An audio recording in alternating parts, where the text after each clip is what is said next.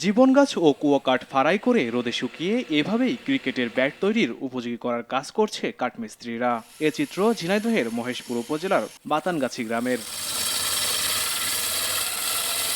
কাঠমিস্ত্রি রাজেন্দ্র ও শ্যামল কাঠের আসবাবপত্র তৈরির কাজ শিখলেও গড়ে তুলেছেন ক্রিকেট ব্যাট ও স্টাম্প তৈরির কারখানা।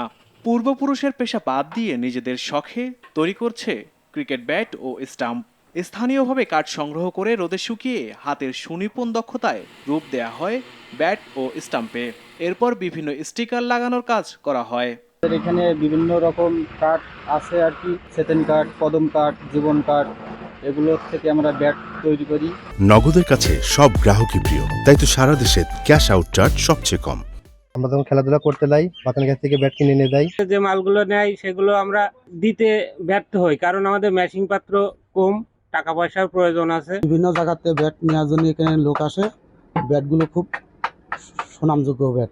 দিন দিন ক্রিকেট ব্যাটের চাহিদা বৃদ্ধি পাওয়ায় ঢাকা, চট্টগ্রাম ও সিলেট সহ দেশের নানা প্রান্তে চলে যাচ্ছে।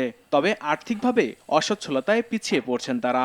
দাবি জানান স্বল্প সুদে ঋণ সুবিধার। বিভিন্ন জায়গাতে ফুটসা খদ্দের আছে, পাইকারিও আমি দিয়ে থাকি, ঢাকাতে দিই বা বিভিন্ন জায়গাতেও দিয়ে থাকি। সরকারের ভাবে সেভাবে টাকাটা ঋণ পাই থাকি আপনাদের কাছ থেকে, তাহলে আমরা ব্যবসাটা আরো উন্নতভাবে করতে পারি। সরকারের কাছে একটি অনুরোধ করব যে তাদের জন্য অল্প সুদে এই ব্যাটসের পরে তাদেরকে কিছু লোন দেওয়া হোক, তারা আরও এইকে উন্নত করুক এবং সম্প্রসার করুক। সরকারিভাবে স্বল্প সুদে ঋণের ব্যবস্থা করা হলে রাজেন্দ্র ও শ্যামলের তৈরি ব্যাটের সুনাম সারা দেশে ছড়িয়ে পড়বে মত স্থানীয়দের।